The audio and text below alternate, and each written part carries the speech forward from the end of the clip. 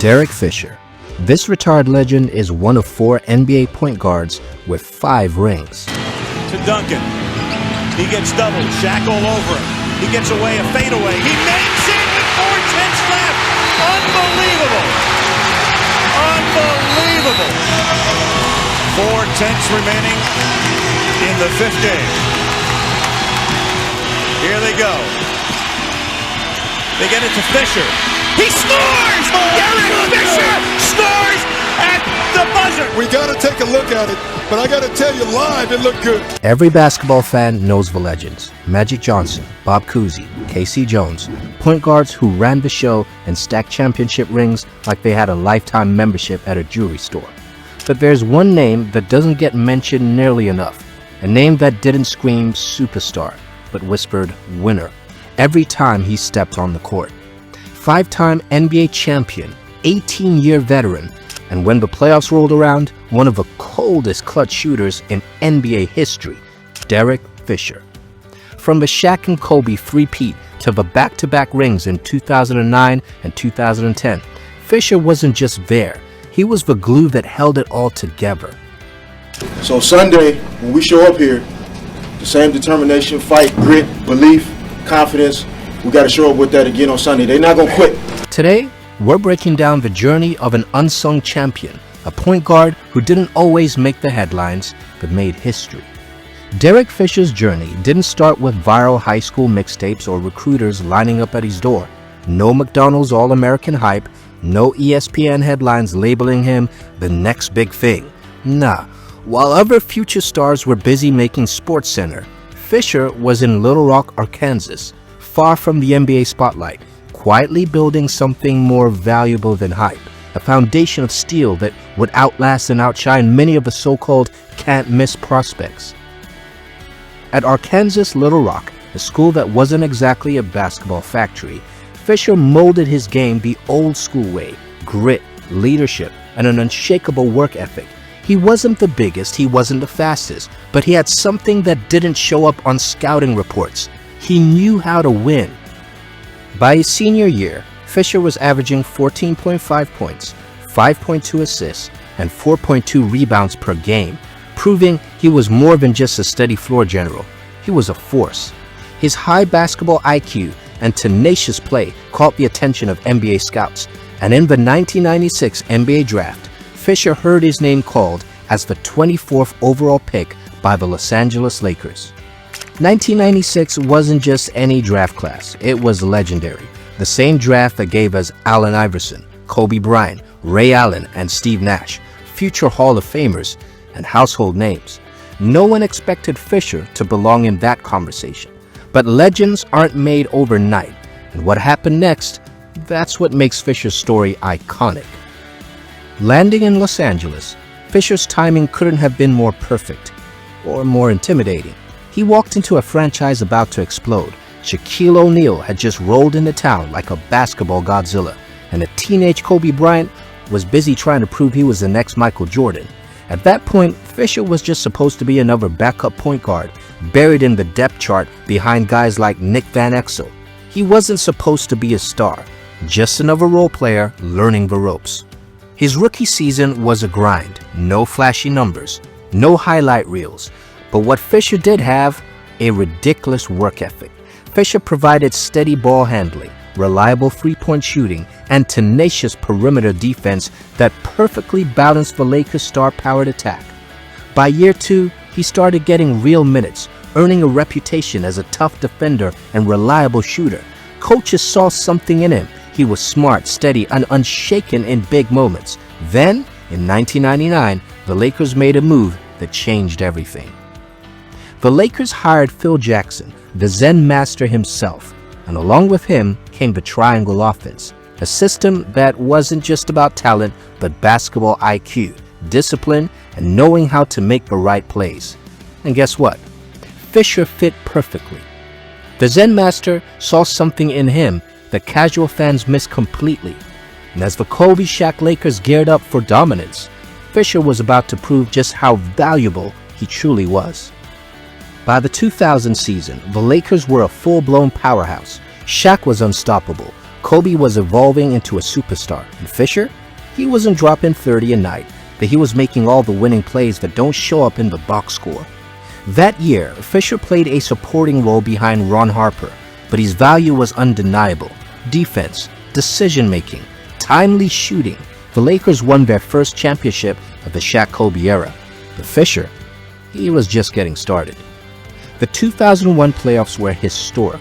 The Lakers were undefeated through the Western Conference, 11-0, before finishing the job against Allen Iverson's Sixers. Fisher had missed most of the regular season with a foot injury, but when he came back, he was lights out. Against the San Antonio Spurs, he put the clamps on a young Tony Parker while shooting 40% from deep. Every time the defense collapsed on Shaq-and-Kobe, Fisher was ready to punish them. By 2002, Fisher had become more than just a role player. He was the glue holding together a team with enough ego to fill the Grand Canyon. Behind closed doors, as tensions between O'Neal and Bryant occasionally threatened to derail the dynasty, Fisher became Phil Jackson's secret weapon, a voice of reason, when reason was in short supply. It was like having an on-court therapist who could also hit clutch threes. Then came the 2002 Western Conference Finals against the Sacramento Kings, one of the most heated series in NBA history. While the spotlight focused on the superstars and some questionable officiating in Game 6, Fisher was delivering the clutch, draining daggers from deep, and playing physical, in-your-face defense. While the Lakers won their third straight title, Fisher wasn't just along for the ride. He was a battle-tested veteran who had earned his place in history, and he was about to deliver one of the most unforgettable moments in NBA history. By the 2003-2004 season, the Lakers had gone full Ocean's 11 on the league, assembling a team so star-studded it barely fit under the salary cap. Shaq and Kobe were still there, still dominant, still barely speaking to each other, and now joined by Hall of Famers Karl Malone and Gary Payton for one last super team push. But the season was rough. Injuries, chemistry issues, drama. Still, they made the playoffs, and then in Game 5 of the 2004 Western Conference semifinals against the Spurs, with 0.4 seconds on the clock, literally less time than it takes to blink, Derek Fisher called game. The Lakers were locked in battle with the San Antonio Spurs, the defending champions. With the series tied 2-2, Game 5 was a battle from start to finish. Late in the fourth quarter, Tim Duncan hit an impossible off-balance fadeaway over Shaq to put the Spurs up 73-72. With just 0.4 seconds left, the game was over, or so everyone thought. But the Lakers had one last chance. Phil Jackson, cool as the other side of the pillow, drew up a play. Gary Payton inbounded the ball. Fisher caught it, turned, and let it fly in one motion. The ball swished through the net. The Spurs were stunned. The Lakers exploded. The impossible had happened. 0.4 seconds, not 4 minutes, not 4 seconds, 0.4 seconds. It was one of the most legendary buzzer beaters in NBA history. The Lakers rolled that momentum to the 2004 NBA Finals, but their dynasty met its end against the Detroit Pistons. After the finals loss, the Lakers' dynasty crumbled. Shaq was traded, and Fisher, now a free agent, signed a deal with Golden State that made his bank account as robust as his playoff resume. During his 2 seasons in the Bay, Fisher evolved from role player to legitimate scoring threat, averaging a career-high 13.3 points per game in 2005-06, while showing young Warriors players how a champion approaches the game, both in practice and at the post-game podium. But basketball has a way of becoming suddenly insignificant. In 2007, basketball took a backseat as Fisher's 10-month-old daughter Tatum was diagnosed with retinoblastoma, a rare form of eye cancer. Family became the priority. He requested a move to a team with access to specialized medical care, and the Utah Jazz, recognizing both the player and the person they were getting, welcomed him with open arms. Fisher demonstrated remarkable strength by balancing his daughter's treatment with professional responsibilities.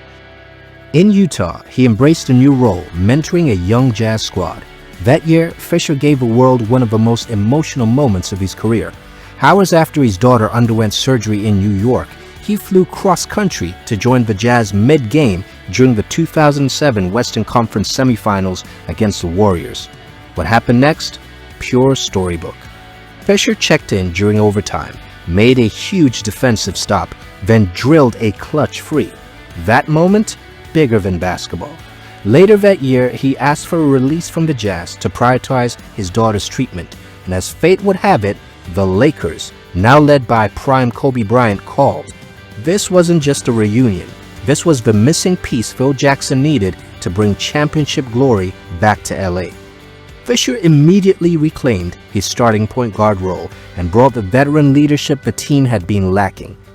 The 2009 championship run showcased Fisher's enduring clutch gene, while new Lakers teammates like Paul Gasol, Andrew Bynum, and Lamar Odom provided Kobe with formidable support. It was Fisher who delivered perhaps the most pivotal moments of the playoffs. In Game 4 of the Finals against Orlando, with the Lakers leading the series 2-1 but trailing in the game's final seconds, Fisher drilled a game-tying three-pointer with 4.6 seconds remaining that was so cold it lowered the temperature in the entire state of Florida. Not satisfied with just forcing overtime, he then sealed the victory with another three-pointer in the extra period that essentially gift-wrapped his number 4 championship with a bow made of clutch. The 2010 title defense proved even more dramatic, leading to a grueling 7-game finals against the Boston Celtics, LA's historic rival and the team that had embarrassed them in the 2008 finals. Game 3 became the Derek Fisher game. Yes, he has his own game like all legends should. When with the series tied 1-1, Fisher scored 11 of his 16 points in the fourth quarter, including several clutch baskets in the final minutes to secure a crucial road win. In the decisive Game 7, with the Lakers' offense sputtering, Fisher's 10 points and lockdown defense helped Los Angeles overcome a 13-point deficit. When the final buzzer sounded on their second consecutive championship, Fisher had done what few players in NBA history can claim.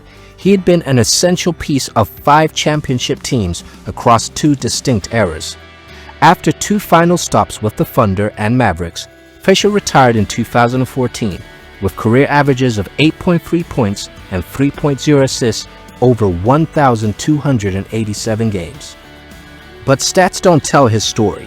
259 playoff games, third most in NBA history, 396 3-point percentage in the playoffs when it mattered most, and 5 championships. Young point guards still study Fisher's game, not for flashy handles or ridiculous crossovers, but for defensive positioning, leadership, and ice-cold composure in the clutch. Players like Fred VanVleet and Marcus Smart have cited him as an influence. Retirement didn't keep Fisher away from the game. Just months after calling it quits, he reunited with Phil Jackson, now the Knicks president, by stepping in as New York's head coach. With rookie Kristaps Porzingis, the Knicks started strong, 22-22 record, but after a brutal losing stretch, Fisher was let go in 2016 with a 40-96 coaching record. But his coaching career didn't end there. In 2019, he took over the WNBA's Los Angeles Sparks, leading them to multiple playoff appearances before they parted ways in 2022, further proving his basketball mind extended beyond the NBA. Derek Fisher may not have been a flashy superstar, but his 5 rings put him in rare company. One of just 4 point guards to win that many alongside Magic Johnson, Bob Cousy, and Casey Jones. From the 0.4 shot to Game 7 against Boston, he built a legacy by staying true to himself. More than a role player, he was a leader, a defensive anchor, and one of the most clutch shooters in NBA history. But here's the thing. Fisher never tried to be what he wasn't. He knew his role and mastered it. No flashy crossovers, no Kobe fadeaways, just relentless value. So, stop trying to do everything. Find your edge and sharpen it. Be the defender no one wants to face, the shooter teams can't ignore, the leader who never folds. Because in the end, it's not about flash, it's about making yourself indispensable. What's your edge? Drop a comment and let's talk. And if you love deep dives into NBA greatness, hit that subscribe button. Plenty more legends coming your way. Who's next? Stick around and find out.